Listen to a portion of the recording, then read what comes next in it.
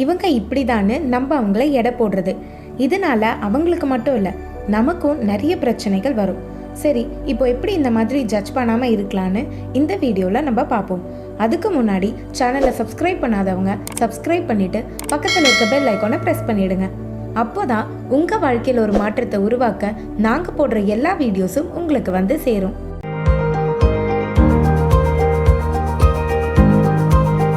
Hello guys, welcome to alluring minds. நம்ம அடுத்தவங்களை judge பண்ணுறதுனால அடுத்தவங்களை விட நம்மளை தான் அது ரொம்ப பாதிக்கும்.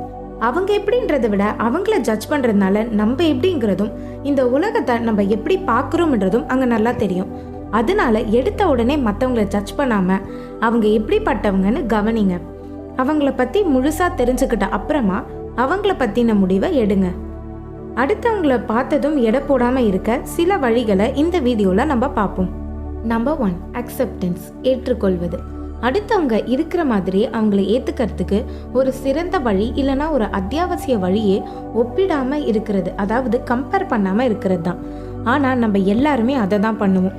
நம்மளையே நம்ம அடுத்தவங்களோட கம்பேர் பண்ணிப்போம், இல்லை அடுத்தவங்கள வேற ஒருத்தவங்களோட கம்பேர் பண்ணுவோம். இப்படி ஒப்பிட்டு பார்க்கறது தான் நம்மக்கிட்ட இருக்கிற சந்தோஷத்தை பறிக்கும்.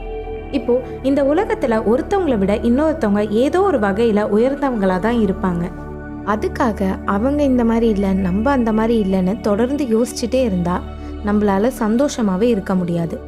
உங்களுக்கு அவங்க கண்டிப்பாக வேணும்னா அவங்க எப்படி இருக்காங்களோ அப்படியே அவங்கள ஏற்றுக்கோங்க.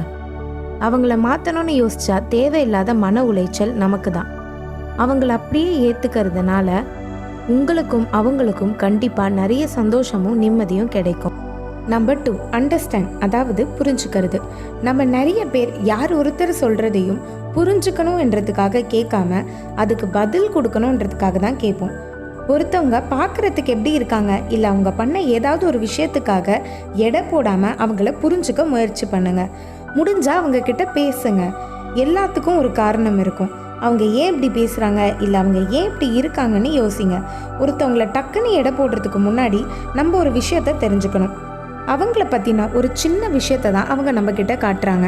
அவங்க மொத்த வாழ்க்கையுமே நமக்கு தெரியாது. நம்மளுக்கு என்ன தேவையோ அதை மட்டும்தான் நம்மக்கிட்ட சொல்கிறாங்க. அதுக்கு பின்னாடி இருக்க முழு உண்மையுமே நமக்கு தெரியறதில்ல. அடுத்தவங்கள மதிப்பிடுறதுக்கு முன்னாடி நம்ம எல்லாரும் இன்னும் ஒன்றுத்தையும் யோசிக்கணும்.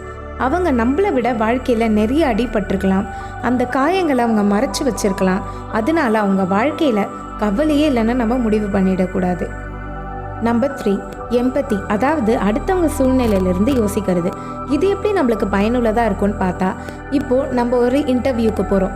அந்த கம்பெனியோட பாஸ் ஒரு எம்ப்ளாயை பிடிச்சி திட்டிகிட்டு இருக்காங்க.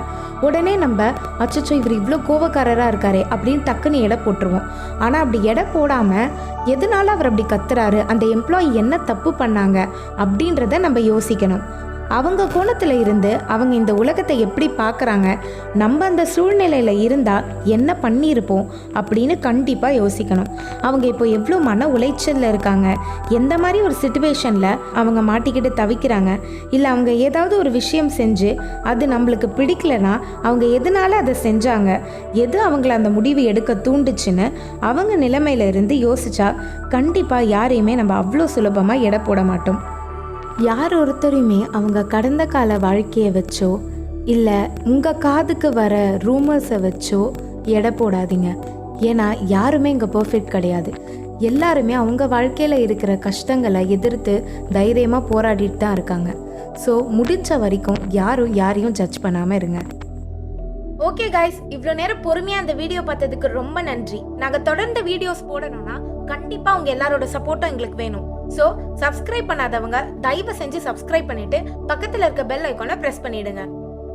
உங்களுக்கு பர்சனலாக ஏதாச்சும் கொஸ்டின்ஸ் இருந்தால் இன்ஸ்டாகிராமில் எங்களுக்கு மெசேஜ் பண்ணுங்க. இந்த வீடியோ உங்களுக்கு பிடிச்சிருந்தா லைக் பண்ணுங்க, ஷேர் பண்ணுங்க, மறக்காம கமெண்ட் பண்ணுங்க.